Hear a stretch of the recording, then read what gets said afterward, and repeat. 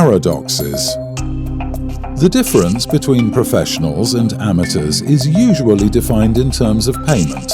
Professionals, it is said, are those who are paid for their work, while amateurs do it for fun.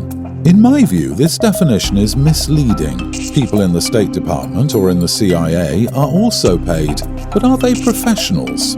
Let me give you a better definition. Professionals hate their job, but they do it well. Amateurs enjoy what they are doing, but they do it badly.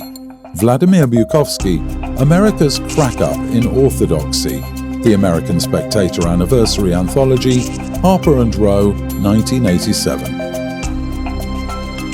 Gorbachev is, after all, a great man, a giant of a statesman whose services to humanity are invaluable. For he has a magic touch. Whatever he puts his hand on disappears. As one might still remember, he used to be General Secretary of the Communist Party of the USSR. And where, I ask you, is the party now? Only 2 years ago, he made himself the president of the Union of Soviet Socialist Republics, that omnipotent nuclear superpower that kept the whole world in trepidation. And where is the Union? And where the Socialist Republics? And where the trepidation? His miraculous power knows no boundaries. It was enough for him to make a quick trip to Eastern Europe 3 times to kiss Honecker, Yakesh, Husak, Ceausescu and the rest of the gang, and they all collapsed, vanishing into thin air along with the Warsaw Pact. If this is not magic, what is? And he did not stop there. He went to China and nearly caused a popular revolution. A few years ago, he visited Yugoslavia, praising the Yugoslav model of socialism to the heavens. And look what happened to Yugoslavia. Just recently, he praised the Swedish model of socialism, and lo and behold, only days later the socialists lost the elections in Sweden. A man of such talent should be encouraged to move around. Vladimir Bukovsky, Review of Mikhail Gorbachev's August Coup, New Republic, January 1992. I've become acquainted with the guidelines which apply to Radio Liberty, and the situation there is much graver than I expected.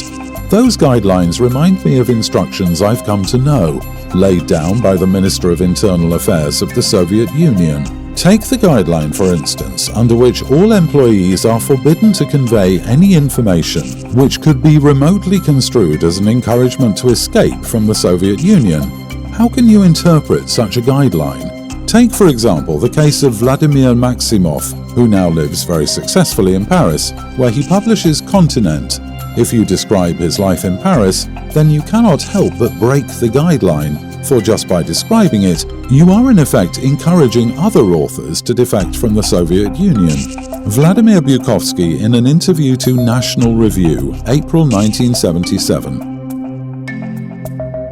I have been surprised that in my 2.5 years outside the Soviet Union, I have met far more Marxists and communists than in my 35 years in the Soviet Union. Vladimir Bukovsky speaking at the American Enterprise Institute, June 12, 1979.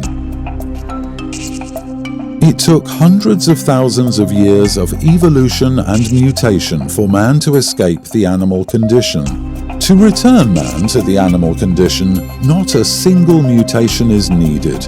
All it takes is a whack on the head. Vladimir Bukovsky responding to Richard Pipes in USSR From Utopia to Disaster, Robert Laffont, Paris, 1990.